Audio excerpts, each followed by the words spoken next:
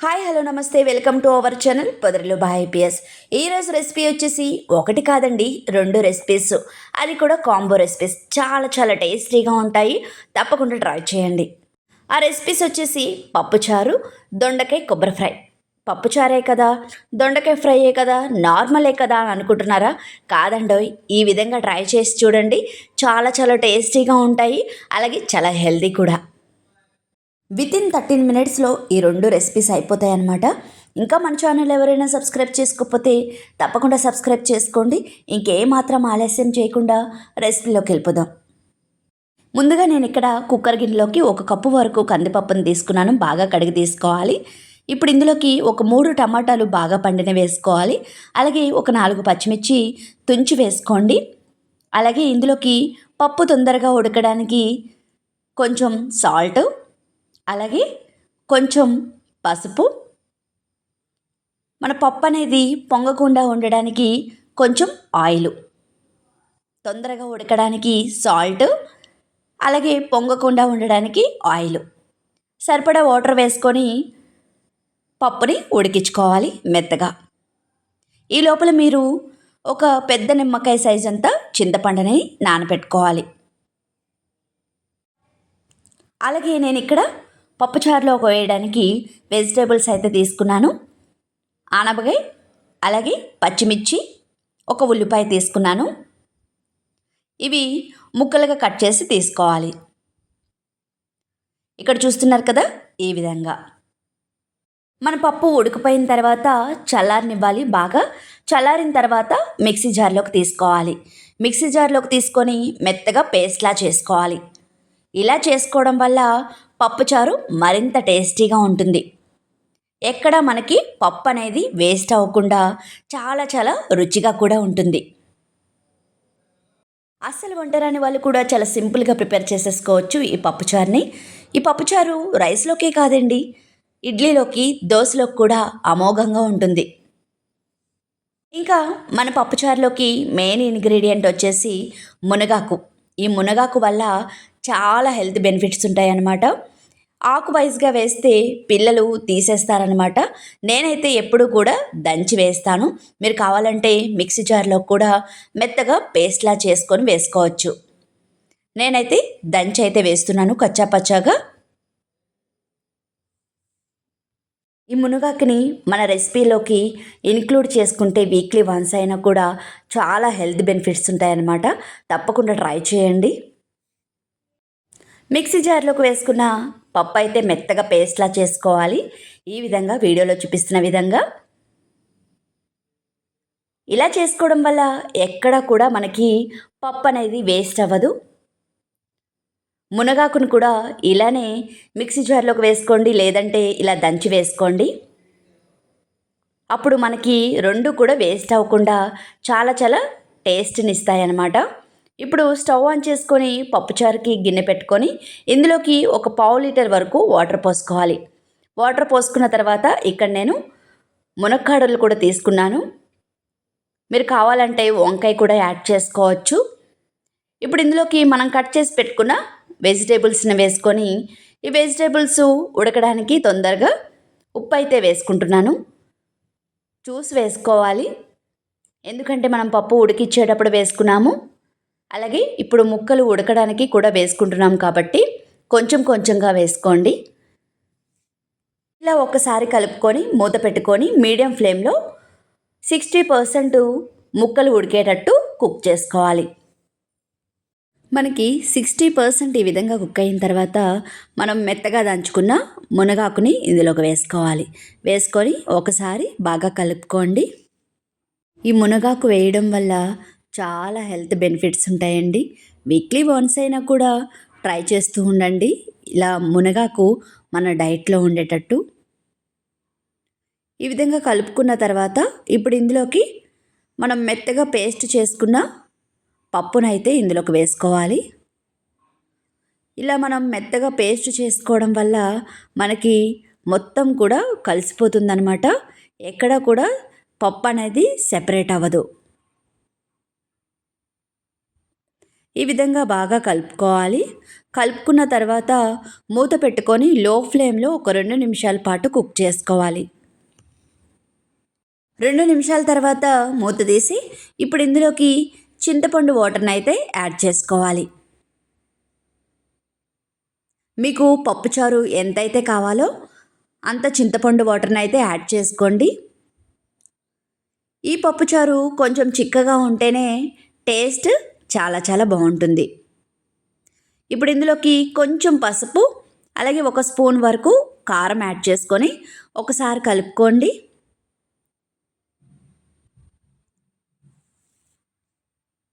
ఈ విధంగా కలుపుకున్న తర్వాత నేను ఇక్కడ సాల్ట్ చూసుకుంటున్నాను. ఒకవేళ సరిపోకపోతే గనక మళ్ళీ యాడ్ చేసుకోవాలి. నాకు ఇక్కడ సాల్ట్ అనేది సరిపోలేదండి, అందుకని ఇంకొక స్పూన్ నేను సాల్ట్ అనేది యాడ్ చేసుకున్నాను. మీకు సరిపోతే గనక యాడ్ చేసుకోకండి.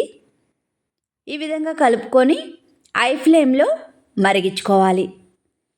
ఇలా మనకి మరుగుతూ ఉన్నప్పుడు హై ఫ్లేమ్లో, ఇప్పుడు మంట లో ఫ్లేమ్లో పెట్టుకొని ఇందులోకి సన్నగా తురుముకున్న కొత్తిమీర అలాగే కొంచెం కరివేపాకు వేసుకొని మరిగించుకోవాలి. ఒక 15 మినిట్స్ వరకు మనం మరిగించుకోవాలి. ఇలా లో ఫ్లేమ్లో పప్పుచారు మరిగించుకుంటే చాలా చాలా టేస్టీగా ఉంటుందండి. ఇలా మనకి 15 మినిట్స్ తర్వాత ఒక 2 నిమిషాల్లో దింపేస్తామనగా ఇందులోకి ఒక 3 స్పూన్ల వరకు ఎండు కొబ్బరి పొడి వేసుకుంటున్నానండి. మీరు కావాలంటే పచ్చి కొబ్బరి పొడి కూడా వేసుకోవచ్చు, లేదు అంటే కనుక స్కిప్ చేసేసుకోవచ్చు. ఇలా వేయడం వల్ల మరింత టేస్టీగా ఉంటుంది. ఒక 3 మినిట్స్ తర్వాత ఈ పప్పుచారు గిన్నె పక్కకు పెట్టి పోపు కోసము మరో గిన్నె పెట్టుకుందాము.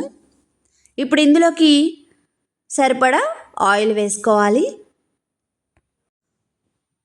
ఆయిల్ హీట్ అయిన తర్వాత కచ్చా పచ్చాగా దంచుకున్న ఎల్లుల్లిపాయలని ఇందులోకి వేసుకోవాలి. ఒక 6 నుంచి 7 వరకు ఎల్లుల్లిపాయలు వేసుకుంటే సరిపోతుందండి. ఇలా కచ్చా పచ్చాగా దంచుకోవాలి. ఈ విధంగా ఎల్లుల్లిపాయలు లైట్గా ఫ్రై అయిన తర్వాత ఇప్పుడు ఇందులోకి ఆవాలు అలాగే జీలకర్ర అలాగే మినప్పప్పు అలాగే ఎండుమిర్చి, మీరు కావాలంటే తొడుములు తీసేసి వేసుకోండి. అలాగే కరివేపాకు, కొంచెం ఇంగువ కంపల్సరీ వేసుకోవాలండి. ఈ విధంగా బాగా కలుపుకొని పోపు అనేది మనకి బాగా ఫ్రై అవ్వాలి. ఈ విధంగా ఫ్రై అయిన తర్వాత ఇప్పుడు స్టవ్ ఆఫ్ చేసుకొని ఈ పోపు అనేది పక్కనున్న పప్పుచారులోకి యాడ్ చేసుకోవాలి. ఇలా వేసుకున్న వెంటనే మీరు మూత అనేది పెట్టేసుకోండి. ఒక 2 నిమిషాల తర్వాత మూత అనేది తీసుకోవాలి. ఇక్కడ 2 నిమిషాల తర్వాత నేను మూత తీస్తున్నానండి పప్పుచారుది. చూస్తున్నారు కదా ఎంత ఎమ్మీగా వచ్చిందో. టేస్ట్ కూడా చాలా చాలా బాగుంటుంది. తప్పకుండా ట్రై చేయండి. పిల్లలు కూడా బాగా ఇష్టంగా తింటారు. మరి ట్రై చేస్తారు కదా. ఇంకో రెసిపీలోకి వెళ్ళిపోదాం. అది దొండకాయ కొబ్బరి ఫ్రై. చాలా చాలా టేస్టీగా ఉంటుందండి. ఈ స్టైల్లో ట్రై చేసి చూడండి. ఇక్కడ నేను 1/2 కిలో దొండకాయలు తీసుకున్నాను. బాగా కడిగి తీసుకోవాలి. పైన అంతా మట్టి ఉంటుంది కదండి, బాగా కడిగి తీసుకోండి. ఇక్కడ నేను చక్రాల్లా కోసుకుంటున్నాను. మీరు కావాలంటే చిన్న చిన్న ముక్కలుగా కట్ చేసుకోవచ్చు, లేదు అంటే కనుక బారుగా కూడా కట్ చేసుకోవచ్చు. నేను అన్నీ కూడా ఇలా చక్రాల్లా కోసి తీసుకుంటున్నాను. మా పిల్లలకి ఈ రెసిపీ అంటే చాలా చాలా ఇష్టం అన్నమాట. చాలా టేస్టీగా కూడా ఉంటుంది. ఇక్కడ చూస్తున్నారు కదా, దొండకాయలు అయితే కట్ చేసి తీసుకున్నాను. అలాగే ఒక ఉల్లిపాయ సన్నగా కట్ చేసి తీసుకోండి. ఇప్పుడు స్టవ్ ఆన్ చేసుకొని ఫ్రై కోసం గిన్నె పెట్టుకొని ఇందులోకి ఫ్రైకి సరిపడా ఆయిల్ యాడ్ చేసుకోవాలి. ఆయిల్ హీట్ అయిన తర్వాత కచ్చాపచ్చాగా దంచుకున్న ఎల్లుల్లిపాయలు వేసుకోవాలి. ఒక 6 నుంచి 7 వరకు వేసుకుంటే సరిపోతుందండి. ఎల్లుల్లిపాయలు కొంచెం ఫ్రై అయిన తర్వాత ఇప్పుడు ఇందులోకి ఆవాలు, జీలకర్ర, అలాగే పచ్చిశనగపప్పు, మినప్పప్పు, ఎండుమిర్చి తుంచి తీసుకోండి. ఒక 3-4 ఎండుమిర్చి అయితే సరిపోతుంది. అలాగే కొంచెం కరివేపాకు, అలాగే ఇంగువ. ఇవన్నీ కూడా మనకి మీడియం ఫ్లేమ్లో ఫ్రై చేసుకోవాలి. హై ఫ్లేమ్లో ఫ్రై చేసుకోకండి, మాడిపోతాయి.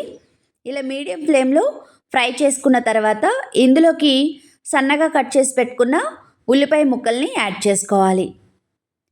ఈ ఉల్లిపాయ ముక్కలు మనకి లైట్ బ్రౌన్ కలర్ రావాలండి.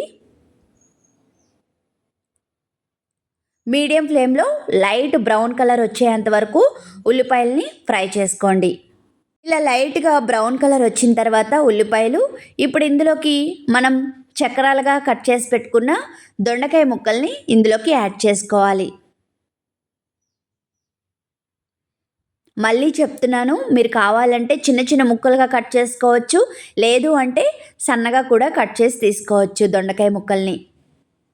ఇప్పుడు ఇందులోకి రుచికి సరిపడా సాల్ట్ యాడ్ చేసుకోండి. ఇలా ముందుగానే మనం సాల్ట్ యాడ్ చేయడం వల్ల మనకి తొందరగా ముక్కలు అనేది మగ్గిపోతాయి అన్నమాట.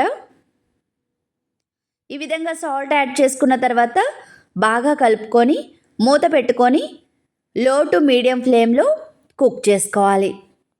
కొంచెం దొండకాయలు ఉడకడానికి టైం పడుతుందండి. ఎక్కడా కూడా మీరు హై ఫ్లేమ్లో పెట్టి ఫ్రై చేసుకోవద్దు, దొండకాయలు అనేది మాడిపోతాయి అన్నమాట. ఇలా మనకి ఫ్రై అయిన తర్వాత చూస్తున్నారు కదా, కలర్ అనేది చేంజ్ అయింది. మనకి చూస్తేనే తెలిసిపోతుందన్నమాట మనకి దొండకాయ అనేది మగ్గిందో లేదో అని. ఇలా ఒకసారి కలుపుకున్న తర్వాత ఇప్పుడు ఇందులోకి కొంచెం పసుపు యాడ్ చేసుకోవాలి. యాడ్ చేసుకున్న తర్వాత ఒకసారి కలుపుకొని పచ్చివాసన పోయేంత వరకు మూత పెట్టుకొని లో ఫ్లేమ్లో కుక్ చేసుకోవాలి. ఒక్కసారి మీరు ఈ విధంగా చేసుకొని తిన్నారంటే మళ్ళీ మళ్ళీ ఇలానే చేసుకొని తింటారు. అంత టేస్టీగా ఉంటాయి 2 రెసిపీస్ కూడా. ఇప్పుడు మూత పెట్టుకొని 1 నిమిషం పాటు ఫ్రై చేసుకుంటే సరిపోతుంది. 1 నిమిషం తర్వాత ఒక 2 నిమిషాల్లో మనం కర్రీ అనేది దింపేస్తామనగా ఇందులోకి ఎండు కొబ్బరి పొడిని యాడ్ చేసుకోవాలి. మనకి దొండకాయలు కూడా బాగా మగ్గిపోయాయండి. ఇలా కొబ్బరి పొడిని ఒక 3 స్పూన్ల వరకు యాడ్ చేసుకోండి. కొంచెం ఎక్కువగా వేసుకుంటేనే మరింత టేస్టీగా ఉంటుంది. ఇలా వేసుకున్న తర్వాత బాగా కలుపుకొని మూత పెట్టుకొని ఒక 2 నిమిషాల పాటు కుక్ చేసుకోవాలి.